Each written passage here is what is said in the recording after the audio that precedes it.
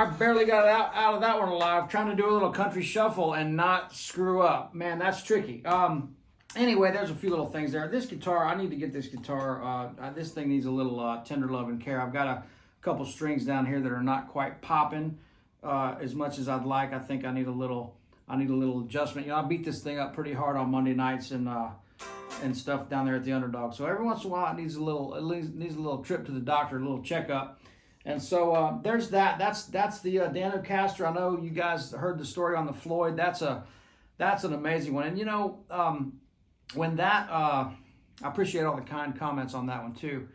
That Telecaster's been through the ringer with me, and when it went kind of to shit and the fret job got weird and everything got weird, I was in guitar hell, because I'm the kind of guy that like, man, I get one guitar and I play it until it absolutely falls apart, and then I have to find another one. And I find one thing that I really gravitate towards and I can really get around on comfortably and do everything that I need to do, and I play that guitar.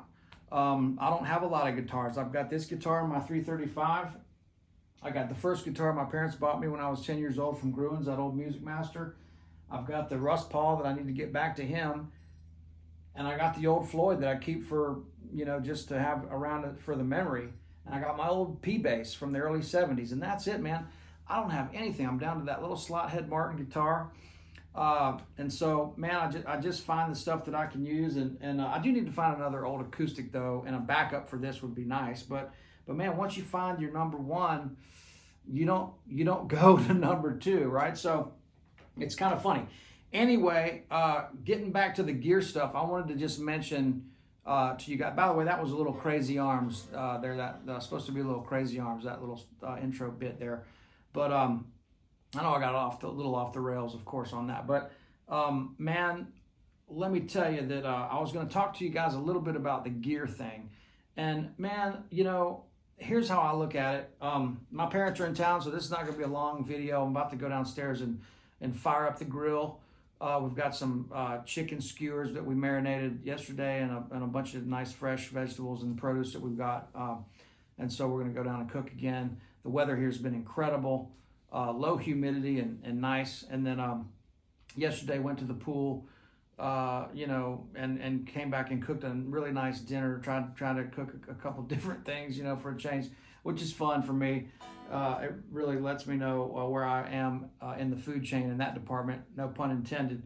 Anyway, maybe you guys can share some tips for some summer grilling stuff down below in the comments. But anyway, you know, Uncle Larry knew I was in guitar hell, and he goes, man, you know, why don't you come over to the studio today? And he goes, I think I got a guitar you might like. He goes, man, could you play this?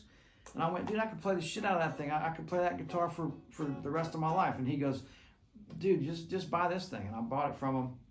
And of course, I've been playing this thing ever since. And it's a great Tele. But you know, I've never been the guy that's the lucky dude that finds the great guitar. So I really have to search far and wide to find a good guitar, which makes me realize that maybe I'm a little bit more picky than I like to admit. But as long as it has good string tension, which is nice and buttery, it's not tight, and as long as it speaks well and the point of contact is good with the string hitting the fret, nice solid note. But guys, look, so here's the main point about this gear thing. You need one good guitar. You know, and learn how to play that one. When I was a kid, learning how to play, my uncle's guitars they weren't perfectly set up. They weren't perfectly intonated. You know, the strings were dead probably a lot of times, you know, and then, you know, nothing was perfect back then. The amps weren't great. Nothing was great down on the Alabama Gulf Coast back then, mainly partly to do with the salt air and all that. I used to break strings down there playing outdoors at the Floribama all the time. Moved to Nashville, hardly ever break strings. Maybe that's because they don't let you take as many guitar solos up here. But you know, the thing about that is I think as your musical ability increases and raises, so is your feel and your ear, and all this stuff is coming up together. And that's why I don't recommend just working on right hand stuff or just left hand stuff. You just get in and play the guitar. It's all going to come up together. Your ear, your feel, your playing, your touch, your hearing harmonic stuff. It's all going to come up together because it is just a matter of time. That's what all this stuff comes down to. It is a total matter of time. And so we're just the only ones crazy enough to have devoted our entire life to playing this crazy instrument. And so so the thing about that is, again, when your ability and your need for a new instrument or amp is ready, that's when it's going to be ready. If you just go out and buy a bunch of stuff to have, it's just, you just don't need it, and I'm going to get a lot of flack for this comment, and everybody's going to argue with me and tell me all these other things. But I'm telling you, man, the kid that's somewhere right now learning how to play along to a record with some funky guitar, he's going to be a great player, because he's taking the time to do it, whoever that is, wherever they are. But it's not about having this. We can easily get bogged down with, oh, well, man, I just don't know that this is the right guitar for me, and that fret just doesn't feel right. And stuff. It doesn't matter when you're learning, because you can't tell the difference between the way this guitar sounds and the way another electric guitar sounds. It took me years to be able to figure out the difference between a good electric guitar and one that was just okay. Your ear really has to start feeling and hearing this stuff, and it takes a long time. So my point is, and unless you're a session guy and you need, and not only need, but know how to get all the sounds that you need for a record dialed up quickly, whether it's the front, middle, back pickup of a Telecaster, whether it's a Stratocaster on the out-of-phase pickup and you're doing something there, whether it's a baritone guitar, whether it's an acoustic with a medium pick or acoustic with a light pick, all these things are going to reveal themselves when it's necessary and when it's needed. They say, what do they say? Necessity is the mother of invention. I think that's a great term. But it's also just, man, it's all the gear stuff is a total distraction, man. Like, look, I can look online at golf clubs or cooking utensils or a new grill or a new this or that. But until I get my hands dirty and go burn some shit and go ruin some meals, I'm not learning anything. Same with camera equipment. I'm starting to kind of get into doing more of the stuff. We're gonna do the podcasts and all that. And I'm sitting here thinking like, I'm looking like, man, what can I get? I'm watching all these YouTube tutorials and stuff, and my friend that's real healthy. This girl's really, really healthy, and she kind of steers me in the right direction on some health stuff.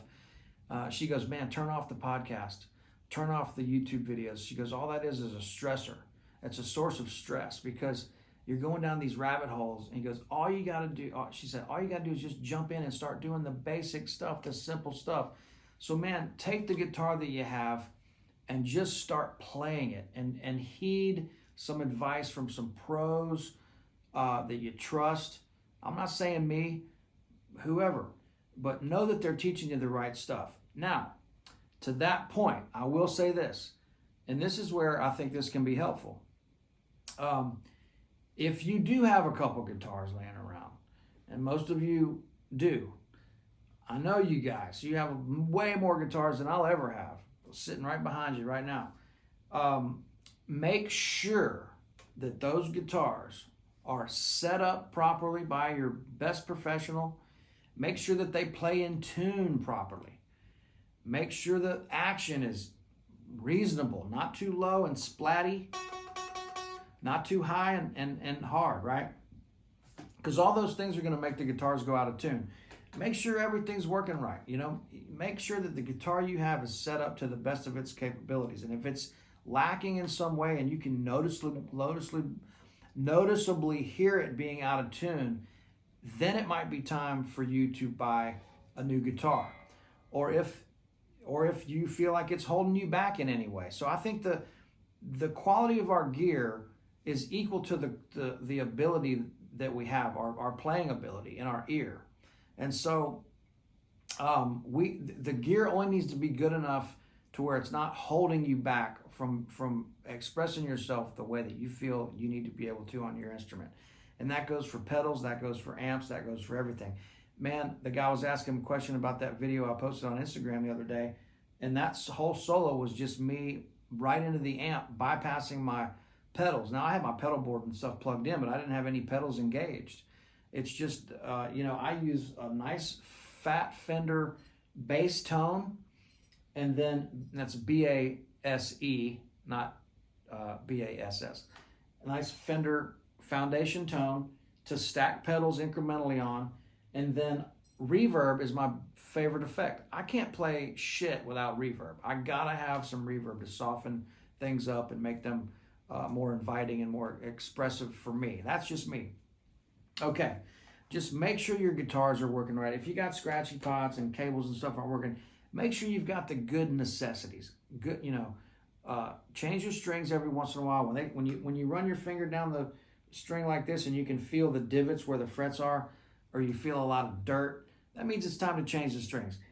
If these low strings start sounding like rubber bands and they're just completely dead, it might be time to change the strings. Now, I hate changing strings, and I hate the way new strings sound and feel. I like the way they feel after about one good night of music played on them in the heat of battle, and then they feel pretty good. They stay in tune, they stay nice. So I'm going to show you a couple little tricks. So to tell if your guitar is intonated properly, just tune it up. Play a couple of these chords. Play a big G chord. Play an E with no thirds. Play an E up here. Play an A. Play an A here. Play a B.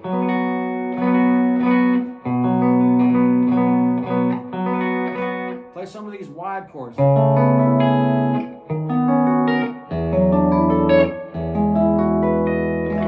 Play a nice big 6 chord. Just play a bunch of different chords.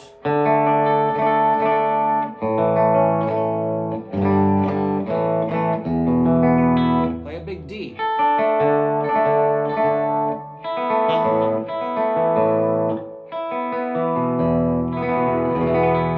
That's one of my favorites.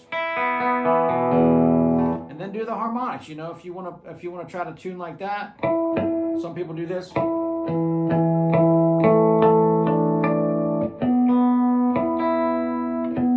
B sounds a little out.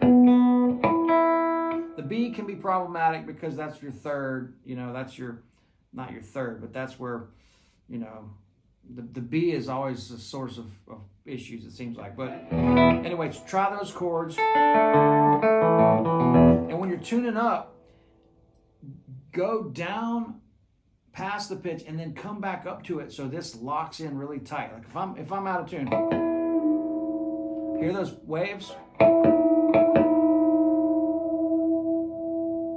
When I come up to pitch and I come up to it, that is going to be a nice tight wind there. If I'm sharp, don't just go down to the pitch. Go past it down and then come up to it. So you're tightening that wind.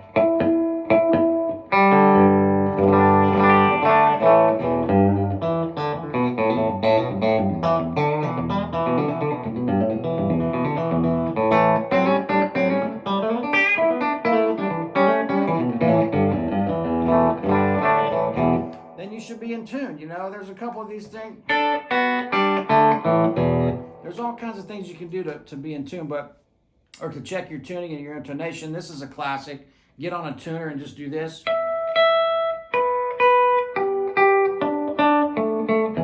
So harmonic on the 12th fret, then fret it.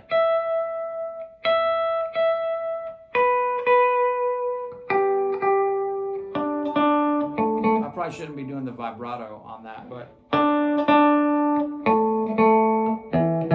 right. So those are some good tricks for being able to keep your guitar in tune. You just want to make sure that, but don't let the gear get in the way of your playing. Play the guitar you have and try to learn something. It's not going to make you a better player. If you're really working on something, you should even forget what damn guitar you're even playing. If you're really working on something and learning something, you're going to be into that and focused on that and not focused on, well, I think I'd have more fun if I had a brand new Martin custom shop or something like that. Guess what? I've had all that shit. It doesn't matter. Play the guitar you have, and then when you get better and you start learning and getting this stuff, you start playing with a band or whatever, then you're gonna your pedals and needs will start revealing themselves. Anyway, okay, look, that's enough rambling on for that. I hope you got something out of that. There's much more to come. Make sure you got a nice Diodario or a nice Fender medium pick and use the round edge, that nice rounded edge. Get rid of these, get rid of this stuff, these kind of things here, like these aren't the worst, but they're not great. These Dunlops, they got a sharp edge this way. I'm not talking about that way. I mean this edge here. They just don't sound that great. So try those. Get rid of those real heavy picks. Get a nice medium, and just a nice tone. So remember, lighten up, relax, have some fun, but keep it up, and let's focus on the things that we really need to do to get better on the guitar. And so question yourself if you're getting too bogged down with the gear search and spending too much time online and not enough time with the guitar in your hand. All right, you guys, love y'all. Be safe. We got a great boat cruise tomorrow. We're going on with my buddies, and I think there's going to be some characters out there. Wig Walker's playing, and we're going to go up the Cumberland River on the big old boat, and we'll have some fun. Maybe I'll do a little video and share some of that with you guys. That's a pretty amazing thing that we do down here. That's a lot of fun. I'm looking forward to it. We're going to take the parents and all that. So enough rambling. We'll see you guys real soon. Thanks a bunch. All right, bye.